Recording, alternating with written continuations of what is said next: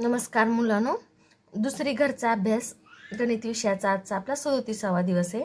आज आपण शिकणार आहोत आकृतिबंध ओळखणे। आकृतिबंध म्हणजे काय की एक गेम आहे। हा गेम काय असतो की 3-4 सारख्या आकाराच्या वस्तू, संख्या किंवा अंक, चिन्ह हे यात ठेवलेले असतात आणि ह्यांचा एक क्रम असतो। थोडे आकार थोडेसे बदल असतात किंवा वस्तूंचा सुद्धा एक क्रम असतो आणि क्रम ओळखायचा। 4 वस्तूंचा कसा क्रम आहे बघायचा आणि तसाच पुढच्या 4 यांचा आपल्याला क्रम लावायचा आहे। बघायचं, शिकायचं, ओळखायचं आणि तसंच करायचं, याला आकृतिबंध म्हणायचं। ह्याच्यातून तुम्ही काय शिकतात की तुम्ही निरीक्षण करायला शिकतात। बारीकीने कोणती गोष्ट निरीक्षण करून ती कशी वापरायची हे आकृतिबंधात शिकवलं जातं। याच्यामध्ये कोणतीच क्रिया नाही, फक्त तुम्हाला एक बारीकीने निरीक्षण, तुमची निरीक्षण क्षमता किती आहे ह्याच्यामध्ये तपासली जाते आकृतिबंधामध्ये। तर आज तुम्हाला काही सुद्धा लिहायचं नाही, मोबाईल लांब ठेवायचा आणि शांत लक्ष देऊन सांगायचं। मी तुम्हाला सगळे आकृतिबंध वेगवेगळ्या पद्धतीने शिकवणार आहे, तर सगळ्यांनी लक्षपूर्वक आकृतिबंध शिकायचं आहे, ठीक आहे। नमस्कार मुलांनो, आज आपण आकृतिबंध शिकणार आहोत। गेल्या वर्षी पण आपण आकृतिबंध शिकला होता, ह्या वर्षी सुद्धा शिकणार आहोत। आकृतिबंध काय, जेव्हा एकाच प्रकारचे आकार, नीट लक्ष द्या, एकाच प्रकारचे आकार, आकृत्या, नक्षी, संख्या, अंक, अक्षरे पुन्हा पुन्हा त्याच क्रमाने येतात, तेव्हा त्याचा आकृतिबंध तयार होतो। आता आपल्याला काय करायचंय, जेवढं दिलेले आहेत तेवढं नीट बारीकीने बघायचं, कसं बसलेत, कसा त्यांचा क्रम आहे, नेमकं काय त्यांच्यामध्ये संबंध आहे हे नीट बारीकीने बघायचं आणि नंतरचे 2 आपल्याला तयार करा म्हणतात, मग तेव्हा ते आपण करेक्ट करायचं। इतकं सोपा गेम आहे हा आकृतिबंध, म्हणजे एक प्रकारचा खेळच आहे। ह्या आकृतिबंधातून आपण काय शिकतो की निरीक्षण, तुम्हाला किती बारीकीने एखादी गोष्ट तुम्ही बघतात आणि तुम्ही बघितलेली एखादी गोष्ट बारीकीने तुम्हाला किती समजते, समोरच्या ज्यानं आकृतिबंध तयार केलं त्याच्या डोक्यात काय चाललेलं आहे, त्यानं कसा विचार करून हा आकृतिबंध तयार केलाय ते ओळखायचं आणि तुम्हाला तसंच तयार करायचं। हा असा एक छोटासा खेळ आहे, म्हणजे ह्याला अभ्यास म्हणता येणार नाही। फक्त आकृतिबंधामध्ये काय कळतं की तुमचं किती बारीकीने निरीक्षण आहे, तुम्हाला किती बारीक बारीक गोष्टी कळतात हे ह्या आकृतिबंधातून समजत असतं। आता इथं बघा एक छोटासा आकृतिबंध। आता आपण काय करणार आहोत, भौमितिक आकृत्यांचा आकृतिबंध शिकवणार आहे। मी पहिल्यांदा काय करणार आहे, भौमितिक आकृत्यांचा आकृतिबंध। आता इथं काय केलेलं आहे मी, चौकोन, दुसऱ्या ह्याच्यामध्ये काय केलेलं आहे मी, चौकोनावर त्रिकोणाची हिरवी टोपी ठेवली आहे। पुन्हा आता हिरवी टोपी नाही बघा, तिसऱ्या वेळेस हिरवी टोपी नाही, चौथ्या वेळेस हिरवी टोपी आहे आणि चौकोन आहे, 5व्या वेळेस हिरवी टोपी नाही, म्हणजे 6व्या वेळेस काय येणार, टोपी येणार। याला मी काय निरीक्षण केलं की बाबा एकाला टोपी नाही, एकाला टोपी आहे, एकाला टोपी नाही, एकाला टोपी आहे, एकाला टोपी नाही, म्हणजे पुढच्याला 100% टोपी असणार, असं मी बारीक निरीक्षण केलेलं। झालं, किती छोटा गेम आहे। आता ह्याला टोपी आहे म्हणून ह्याला टोपी नसणार आहे। मग मला हे कसं काय कळालं, मी आज काय रचलं, कारण की मला लक्षात आलं होतं की बाबा पहिल्या आकृतिबंधाचं काय संबंध आहे। मग मी काय लक्षात आलं की बाबा एकाला टोपी, एकाला नाही, एकाला टोपी नाही, म्हणून मी काय केलं, ह्याच्या पुढे एकाला टोपी घातली, एकाला नाही घातली, एकाला टोपी घातली आणि एकाला पुढं नाही घातली, असं फक्त हे ओळखायचं आणि पुढे ठेवायचं। झालं, किती सोपं आहे बघा आकृतिबंध। तर आता हा नवीन आकृतिबंध आहे बघा। आता ह्या आकृतिबंधामध्ये निरीक्षण करायचं की बाबा ह्या आकृत्यामध्ये काय संबंध आहे, हा संबंध आपल्याला बघायचा आणि पुढे तसंच रचायचं आहे आपल्याला। तर आता पहिल्यांदा काय आहे, हा चौकोन आहे, ह्या चौकोनावर चौरस बसवलाय, बरोबर आहे का। दुसऱ्या आकृतीमध्ये काय केलंय, चौकोन आहे, पहिल्या आकृतीमध्ये चौकोन आहे, दुसऱ्या आकृतीमध्ये चौरस बसवलाय चौकोनावर, तिसऱ्या आकृतीमध्ये काय केलंय, चौकोनावर चौरस, चौरसावर त्रिकोण बसवलेला आहे। पुन्हा काय केलेलं आहे, चौथ्या आकृतीमध्ये पहिल्यासारखं केले, जसं ही आहे तसंच पुन्हा तोच क्रम घेतलेला आहे, चौकोन, चौकोनावर चौरस, चौकोनावर चौरसावर त्रिकोण। आता आपल्याला 5वी 6वी आकृती काय येणार आहे, आपली 7वी आकृती, की पुन्हा पहिल्यापासून हाच क्रम, चौकोन, पहिल्यांदा काय येणार, चौकोन, हाच क्रम त्यांनी पुन्हा केलेला आहे। त्याच्यानंतर 2, 3, 1 2 3 1 2 3 1 2 3 हा. तसंच आता हे पहिल्यांदा काय येणार चौकोन, दुसऱ्या आकृतीमध्ये काय येणार चौकोनावर चौरस, चौकोनावर काय येणार चौरस येणार, आणि तिसऱ्या आकृतीमध्ये काय येणार चौकोनावर चौरस आणि चौरसावर त्रिकोण. आता हे 3 आकृत्या मला कसं काय मांडता आल्या, ह्या 3 आकृत्या मला का बरं मांडता आल्या, कारण की मी हे बारीकीने निरीक्षण केलं ह्या 3 आकृत्यामध्ये काय संबंध आहे, कसं नेमकं ह्यांच्यामध्ये पहिली आकृती दुसरी आकृती तिसऱ्या आकृतीमध्ये काय संबंध आहे. मी आधी हे शोधल्यानंतरच मला हे क्रम लावता आलेला आहे. आकृतीबंधाचा हाच महत्वाचा घटक आहे की तुम्हाला लक्षात यायला पाहिजे की काय संबंध आहे. आता मुलांनो हा आकृतीबंध मला पुढे पूर्ण करायचा आहे. आता आकृतीबंध मला पुढे सेम अशी डिझाईन करायची आहे. मग ही सेम डिझाईन मी कधी तयार करू शकेल, जेव्हा मला समजेल की ही कशी तयार केलेली आहे. ही कशी तयार केलेली हे मला आधी समजून घेतलं तर मला काय होईल, पुढचा आकृतीबंध हा छान तयार करता येईल. तर मला काय करावं लागेल, असाच आकृतीबंध तयार करण्यासाठी आधी समजून घ्यावं लागेल. मी काय समजून घेतलं की हा पंचकोन, पंचकोन काय म्हणायचं, इथं बघा 5 कोण आहेत, 1 2 3 4 5 6 षटकोन आहे. हा षटकोन 6 कोण आहेत, हे षटकोन ह्याच्यामध्ये चौरस, षटकोनाच्या शेंड्यावरती त्रिकोण आहे. 2 षटकोनाच्या मध्ये चौरस आहे आणि 2 चौरसाच्या मध्ये हा त्रिकोण आहे. हे मी बारीकीनं बघितलं. आता हे नीट पाहिल्यानंतर मला समजल, हे जेव्हा मी नीट बारीकीनं पाहिलं तेव्हाच मला पुढचा आकृतीबंध तयार करता येणार आहे. आता इथे बघा 3, इथं मी आता काय केलं, हा अजून एक षटकोन ठेवला, ह्या षटकोनाच्या मध्ये हा चौकोन ठेवला आणि ह्या 2 चौकोनाच्या मध्ये मी काय केलेला आहे, हा त्रिकोण ठेवलेला आहे. पुन्हा नंतर काय केला, मी हा षटकोन ठेवला, ह्या षटकोनाच्या मध्ये हा चौकोन ठेवला आणि ह्या चौकोनाच्या मध्ये मी हा त्रिकोण ठेवला. पुन्हा मी काय केला, हा षटकोन ठेवला, षटकोनाच्या मध्ये हा चौरस ठेवला आणि हा त्रिकोण ठेवलेला आहे. अशा प्रकारे हा आपला आकृतीबंध तयार झालेला आहे. तर अशा प्रकारे तुम्हाला फक्त निरीक्षण, आकृतीबंध हा कधी तयार होतो, आता हा खूप सोपा आहे, ह्याच्यापेक्षा अवघड आकृतीबंध असतात फक्त, आणि ते सोपे पण असतात. फक्त काय करायचं, तुम्हाला सुरुवातीचं कसं आहे तसंच आपल्याला पुढे करायचं, काही नाही दुसरं. तर मुलांनो हा एक असा आकृतीबंध आहे. तर ह्या आकृतीबंधामध्ये बघा ह्या फुलांमध्ये कसा संबंध आहे, 4.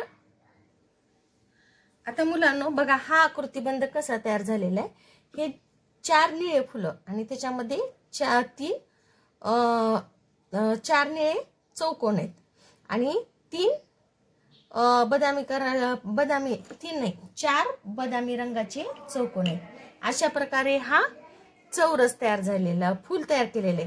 आता हे फूल मला बारकाईने पाहिल्यानंतरच मला नवीन फूल तयार करता येईल.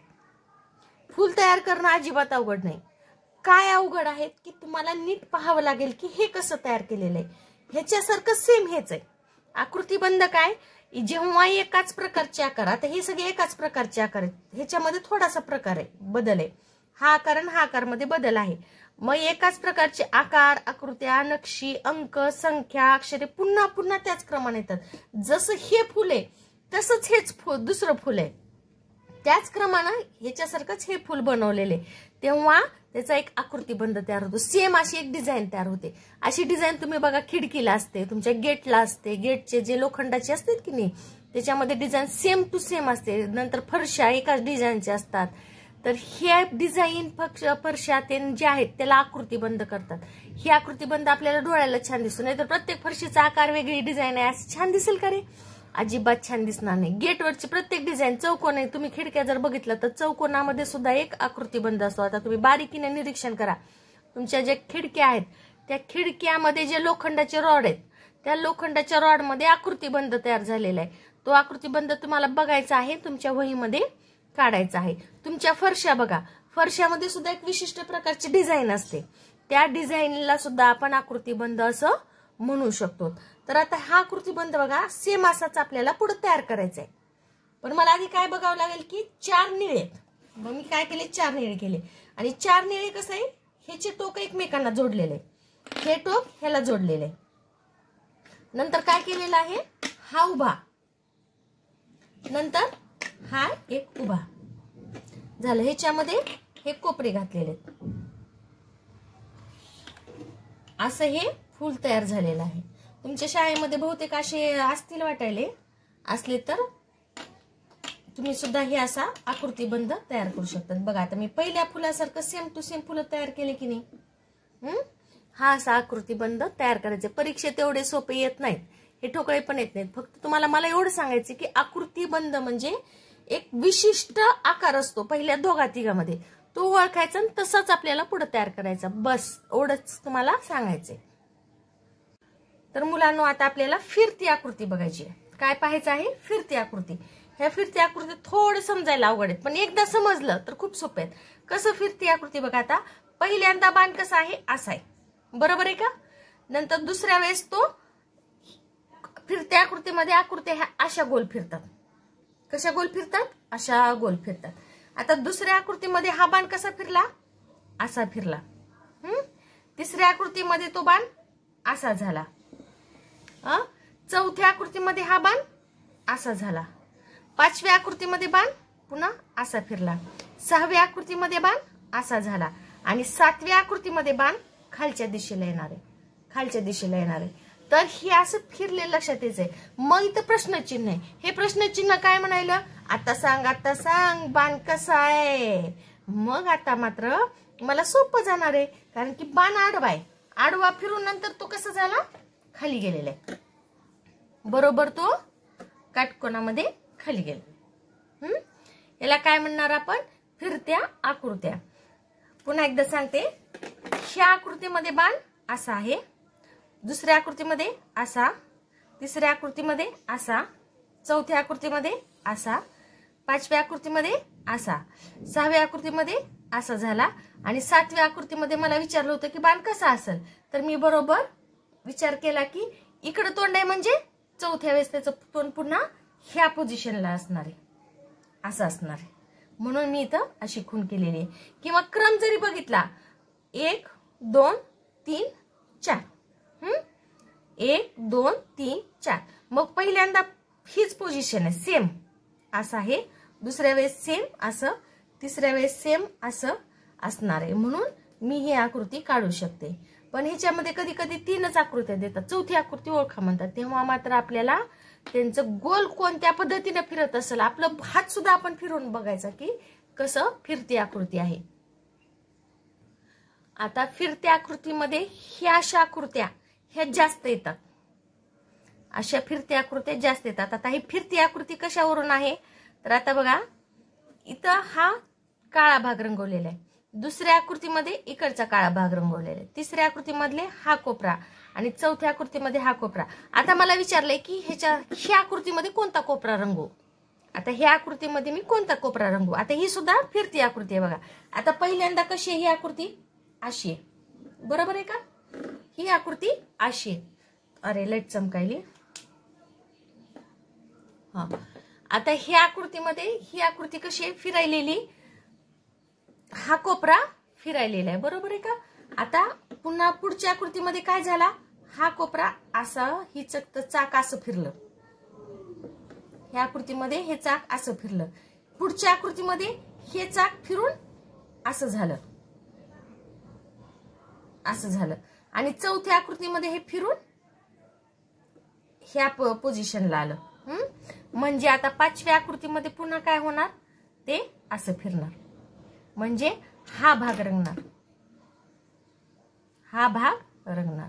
आता फिरत्या आकृतीमध्ये काय झालं, पहिल्यांदा हा गोल रंगवला, दुसऱ्यांदा हा रंगवला, तिसऱ्यांदा हा रंगवला, चौथ्यांदा हा भाग रंगवला आणि पाचव्या वेळेस हा भाग रंगवला. कोपरे आता हा, हे गोल आहे, हे पहिल्यांदा कोणत्या पोझिशनला होतं, असं होतं, नंतर असं झालं, नंतर पुन्हा हे असं झालं, नंतर पुन्हा हे असं झालं आणि पाचव्या वेळेस ते कसं होणार आहे, पुन्हा पहिल्यासारखं होणार आहे.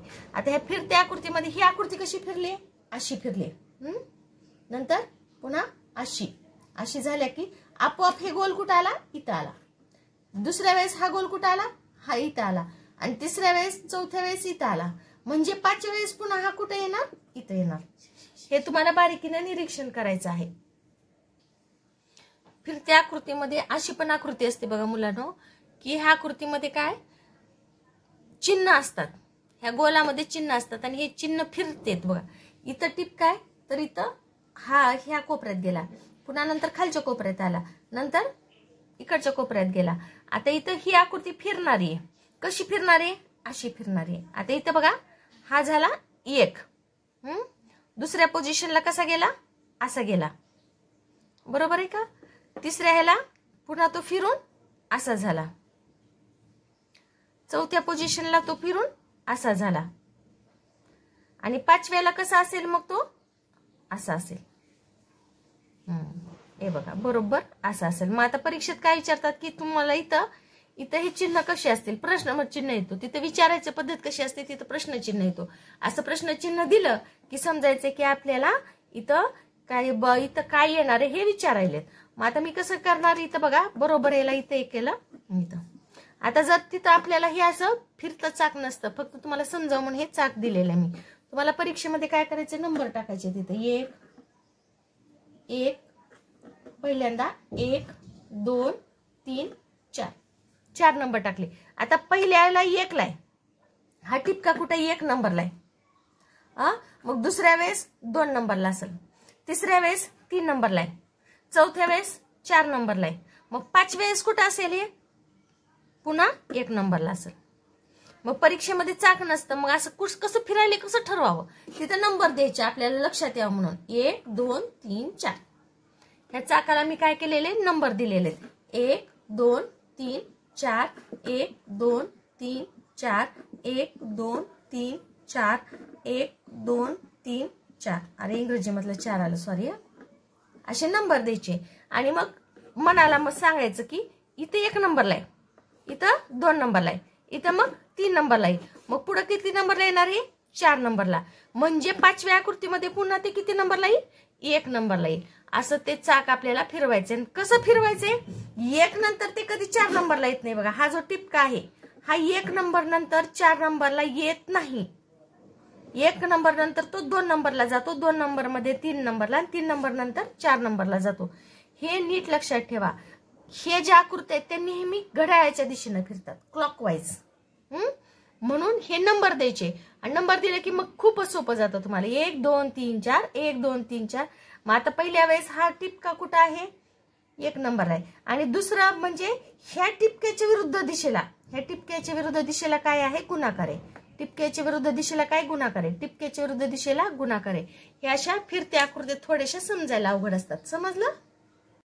पुढचा आकृती बंद आहे. संख्या चिन्ह दिलेले असतात आणि हे चिन्ह काय केलेले असतात, क्रमानं लावलेले असतात. आता त्यांचा आहे चिन्हांचा क्रम आपल्याला ओळखायचा असतो.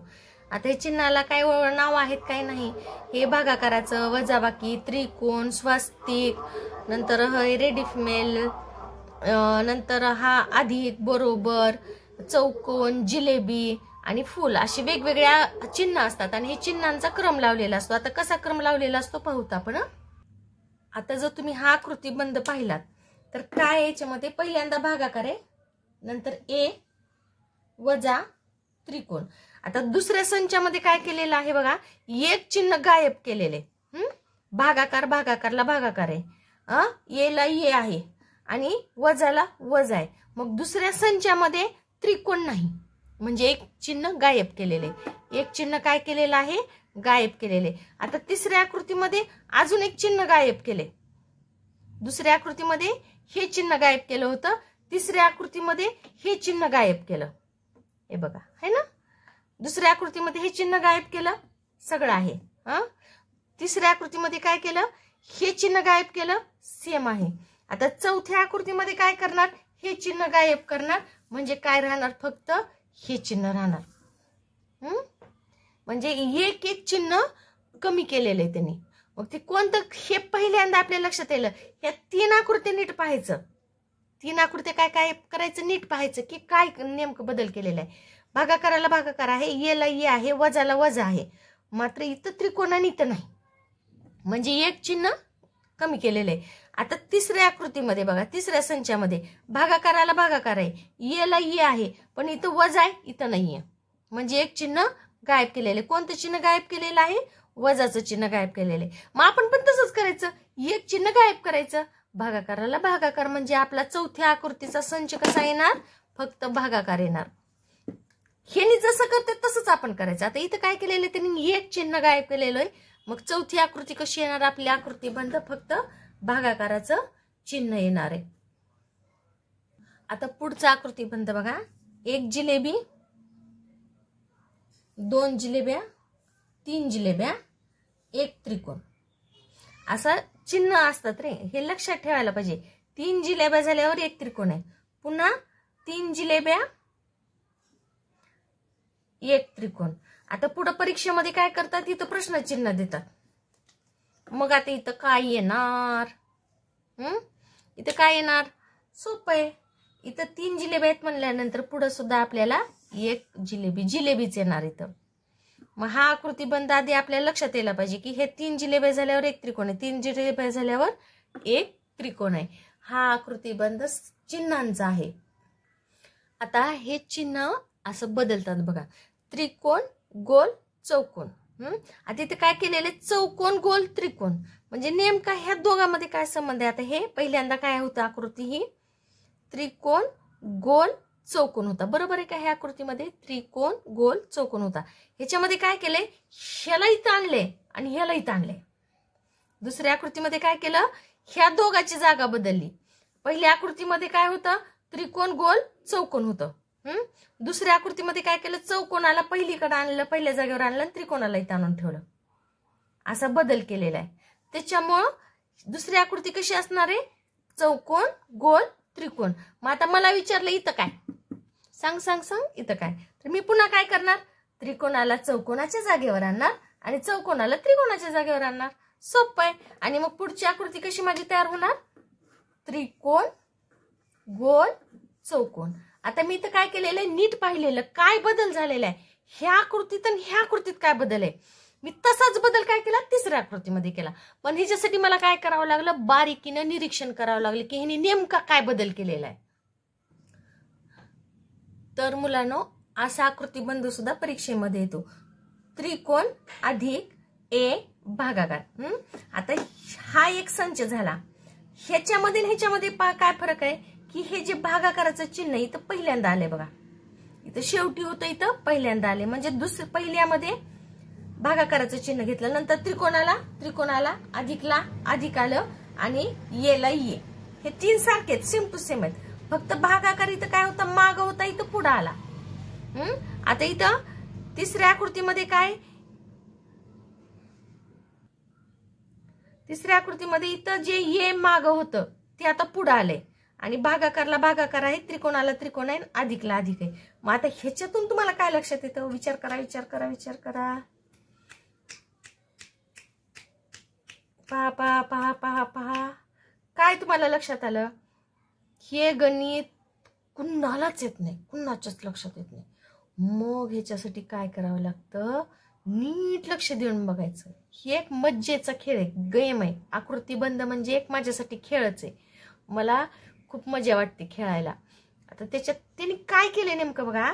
शेवटचं जे आहे त्याला पुढे आणून ठेवले. इथं शेवटी भागाकार होता, त्याला पुढे आणलं. बरोबर भागाकार त्रिकोण अधिक ये. बरोबर आहे का? आता हा दुसरा संच असा तयार झाला. तिसऱ्या वेळेस काय केलं? अजून मागच्याला पुढे आणून ठेवलं. हे बघा, ए भागाकार त्रिकोण अधिक. आता इथं प्रश्नचिन्ह दिलं आणि मला विचारलं आता सांग इथं काय? मी काय करणार? पुन्हा मागच्याला मी पुढे आणून ठेवणार. काय आकृतीबंध तयार होईल माझा मग पुढं? अधिक ए भागाकार त्रिकोण असा माझा आकृतीबंध तयार होईल. पण हे मला कधी उत्तर काढता आलं? जेव्हा मला लक्षात आलं, मी नीट लक्ष देऊन पाहिलं की बाबा प्रत्येक वेळेस काय केलं, मागचं चिन्ह पुढे आणून ठेवले आणि बाकीचे आहे तसेच ठेवलेले आहेत, तेव्हाच मला हे आकृतिबंध लक्षात येईल. आता मुलांनो, हा झाला आपला चिन्हांचा आकृतिबंध झाला. आता आपण संख्यांचा आकृतिबंध शिकू. असा संख्यांचा आकृतिबंध असतो. संख्यांचा आकृतिबंध खूप अवघड असतो. अवघड म्हणजे काय असतं की आपल्याला लवकर लक्षात यायला थोडासा वेळ लागतो की बाबा नेमका ह्याच्यामध्ये संबंध काय. तर 2, 5, 8, 11, 14. आता पुढे किती येणार. आता अशा वेळेला काय करायचं, आपले बोट वापरायचे. काय वापरायची, बोट. 2 आणि 5 मध्ये टप्पा कितीचा आहे बघायचा. 2, 3, 4, 5. 2 झाल्यावर 3 बोटांना तिसऱ्या टप्प्याला 5 आलं. आपण पण आता तसंच करायचं. आधी 3 बोट काढून बघायचं ह्यांच्यामध्ये टप्पा कितीचा आहे. 2, 3, 4, 5. 3चा टप्पा आहे, बरोबर आहे का. आता 5च्या पुढं 5, 6, 7, 8. 8 आहे. 8च्या पुढं 3चा 8, 9, 10, 11. 11. 11च्या पुढं 12, 13, 14. म्हणजे पुढची संख्या काय येईल, 15, 16, 17. इथे किती येणार, 17. आता हे मला कसं काय पटकन आलं, मला हा खूप सराव झालेला आहे म्हणून हे मला पटकन लक्षात आलं. मग तुम्हाला जर पटकन पाहिजे असेल तर तुम्हाला सुद्धा भरपूर सराव करावा लागेल. आता 2 आणि 5 मधला संबंध आधी लक्षात घ्यायचा. 2 आणि 5 मधला संबंध काय आहे, आता याच्यामधलं अंतर किती आहे, 5 आणि 8 मध्ये किती अंतर आहे. मग हा टप्पा ओळखला की आपल्याला बरोबर उत्तर हे सापडत असतं. आता पुढचा टप्पा बघा, 10. 10च्या पुढं 5 घरं. 10, 11, 12, 13, 14, 15. 5चा टप्पा निघाला. 15च्या पुढं 5 घरं. 15, 16, 17, 18, 19, 20. 20 आहे इथं. 21, 22, 23, 24, 25. 25 आहे इथं. म्हणजे पुढं काय येणार, 26, 27, 28, 29, 30. इथं किती येणार, 30 येणार. हे मला कधी लक्षात आलं, जेव्हा मी ह्याच्यातलं नीट बारीकीनं लक्ष केलं तेव्हा. आता पुढचा टप्पा बघा, 1, 1, 2, 2, 3, 3, 4, 4. मग इथे काय येणार, सोपं आहे, 5, 5. असा असतो हा संख्यांचा टप्पा. आधी मी काय केलं, ह्यांच्यातला कसा संबंध आहे तो पाहिला, तेव्हा हा आपला पुढचा आकडा आपल्याला भेटलेला आहे. आता ह्या संख्याच्या टप्प्यामध्ये बघा 20. आता हे आधीच ना गेले किती, हे 20. 20. 20च्या मागची संख्या 19. 19च्या मागची संख्या 18. 18च्या मागची संख्या 17. 17च्या मागची संख्या किती आहे, 16. 16च्या मागची संख्या आहे 12. मग 12च्या मागची संख्या कोणती येणार आहे, 11. हे अशी गणित सोडवण्यासाठी बाळांनो तुम्हाला संख्या इतक्या परफेक्ट पाठ पाहिजेत. मागची संख्या, पुढची संख्या, आडव्या संख्या, उलटी संख्या, सगळ्या असं वाचन करता आलं पाहिजे. तिरप्या संख्या सुद्धा वाचन करता आले पाहिजे, तेव्हाच तुम्हाला हा आकृतिबंध समजणार आहे. आता पुढचा संख्याचा टप्पा बघा, 100. 100च्या माग 10 घरं गेलं 90. 90च्या माग 10 घरं गेलं 80. 80च्या माग 10 घरं गेलं 70. 70च्या माग 10 घरं गेलं 60. 60च्या माग 50. मग 50च्या माग कोणाचा टप्पा राहणार आहे, 10चा टप्पा राहणार आहे 40. आता हे 10चे टप्पे आहेत, पण ते कसे उलट्या क्रमाने आहेत. 100, 90, 80, 70, 60, 50 आणि शेवटी येणार आपलं 40. आता हे तुम्हाला हे 40 उत्तर कधी भेटेल, जेव्हा तुम्हाला ह्याच्यातला संबंध काय आहे हे लक्षात येईल, तेव्हाच तुम्हाला हे उत्तर भेटणार आहे. आता हे टप्प्यामध्ये बघा, 6, 6 दुनी 12, 12, 6 त्रिक 18, 6 चौक 24. मग इथे किती येणार, 6 पंचे 30. 6 पंचे किती येणार, 30. म्हणजे हा तुम्हाला तीन संख्या वाचलं की लगेच लक्षात येतं की बाबा हा 6चा पाडा आहे. मग काय नाही, पुढचं सोपं असतं. आता हा टप्पाचे बघा, 5, 9, 13, 17, 21. आता तर मला काहीच लक्षात येणार गेले गडे, 5 कुठं, 9 कुठं, 13 कुठं, 17 कुठं, 21 कुठं. आता कसा टप्पा ओळखायचा, अशा वेळेला काय करायचं, बोट काढायची. ह्याच्यामध्ये एक विशिष्ट अंतर 100% असणार. आता 5, 6, 7, 8, 9. 4 बोटावर 9 आलं, बरोबर आहे. म्हणजे 4 पावलावर 9 आलं. मग 9च्या पुढे 4 घरं मोजून बघू, 9, 10, 11, 12, 13. आलं का 13. म्हणजे आपला गेस अंदाज केलेला बरोबर आहे. मग 13च्या पुढे 4 घरं मोजले, 13, 14, 15, 16, 17. 17 आहे का इथं. 17च्या पुढे 4 घरं मोजलं, 17, 18, 19, 20, 21 बरोबर आहे का? मग 21च्या पुढे 4 घरं मोजले 21, 22, 23, 24, 25. आता इथं किती उत्तर येणार आपलं करेक्ट? 25. किती उत्तर येणार? 25. म्हणजे हा कितीचा टप्पा आहे? 4चा. हा आकृतिबंध कितीचा आहे? 4चा आहे. आता हा पुढचा आकृतिबंध बघा 20. 20च्या माग 20 पेक्षा लहान 18 आहे, 18 पेक्षा लहान 16 आहे, 16 पेक्षा लहान 14 आहे, 14 पेक्षा लहान 12 आहे. आता ही माग गेले तेवढं तर लक्षात आलं आपल्या. एवढं वाचल्यानंतर काय लक्षात आलं माझ्या की ह्या संख्या माग कमी कमी होत गेल्यात. पण किती किती ना कमी होत गेल्यात बघा. आता त्याच्यासाठी तुम्हाला उलटी उजळणी येणं आवश्यक आहे. उलटी उजळणी म्हणजे 20, 19, 18, 17, 16, 15, 14, 13, 12, 11, 10, 9, 8, 7 ही अशी उलटी उजळणी येणं आवश्यक आहे. मग आता 20च्या माग कोण आहे? 19, 18 बरोबर आहे का? 18 आलं. 18च्या माग 17, 16 बरोबर आहे का? 16 इथं. 16च्या माग 15, 14 इथं 14 आहे. 14च्या माग 2 घरं 14, 13, 12. 12च्या माग 2 घरं 11, 10 इथं किती येणार आपलं? 11, 10.